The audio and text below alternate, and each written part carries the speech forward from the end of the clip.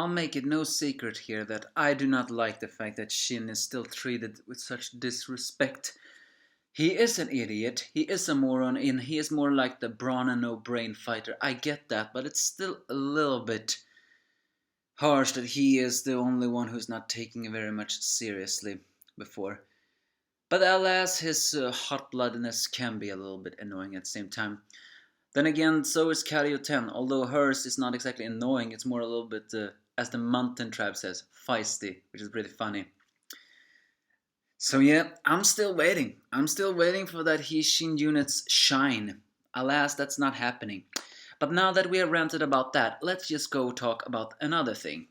And yes, this is the Kingdom chapter 511. It's also, I do not like Kanki.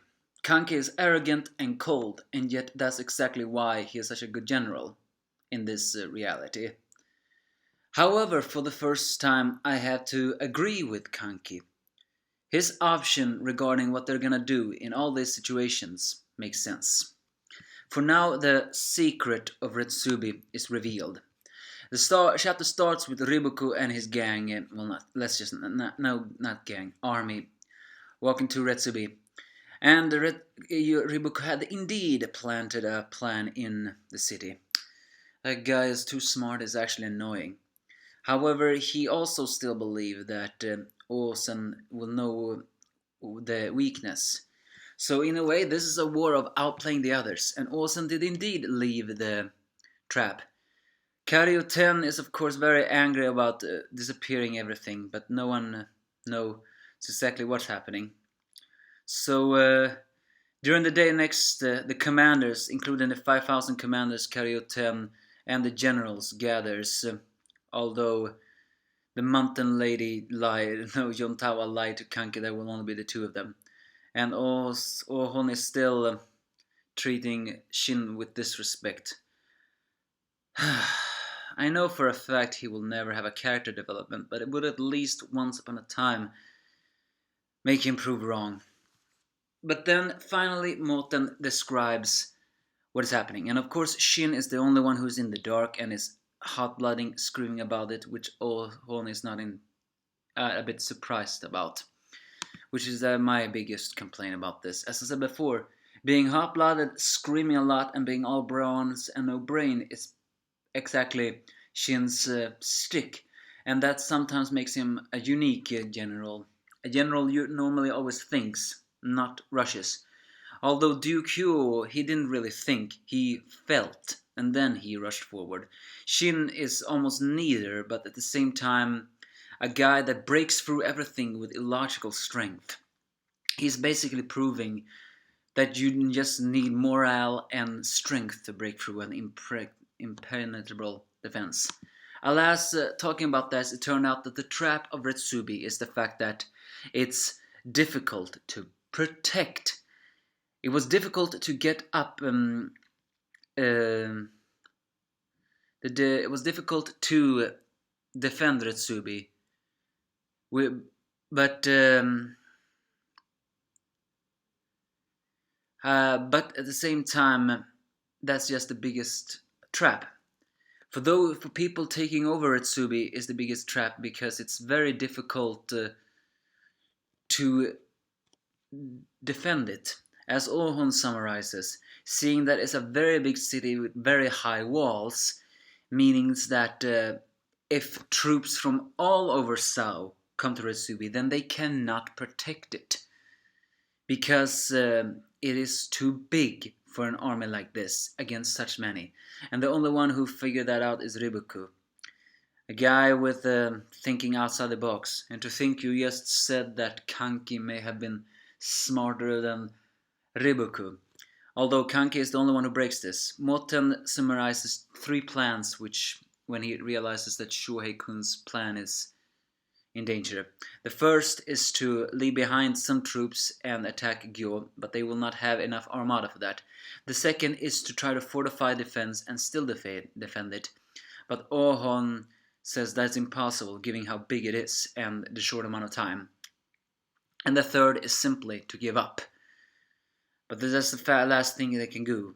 Orokario 10 and Ohon thinks this is possible. And as I said in the beginning, only Kanki smirks and says that you guys are still runts. Although it still makes me a little bit angry that he calls Shin that. At least he tells Ohon that, and that is satisfying. He's telling them there's a fourth option. And if you ask me, I actually think that fourth option is actually a good idea. And that is simply to, instead of waiting to be attacked and defend Asobi, let's abandon it all together and attack with every last soldier Gyo. In a way, that is reckless. Because I don't exactly know how, because of supply lines and stuff like that. But what Kanki says here is actually the truth, if you ask me. Why do I think that is the truth? I mean, I don't understand this supply line, nor do I think they can feed everything else, and it could very well be a suicide attack. However, as many one pointed out, attacking Gyo, which is a small amount of troops, is impossible. Moreover, they cannot defend this castle because it's too big. So what is the logical choice? That is to simply just run all together, all the way to Gyo, and fight until their supply lines go out. Because if you think about this war is a do or die. I've said that many times in my previous reviews of this arc. This arc is a do or die. A huge gamble. You either win or you lose. Who will die and who will live. But most of all, everything unexpected has to happen. I mean, I'm beginning to wonder if the manga author has already forgotten Morten Ohon and Shin's role in all this, because if you ask me, it almost feels like they're completely forgotten now. But that is actually the only plan I agree on.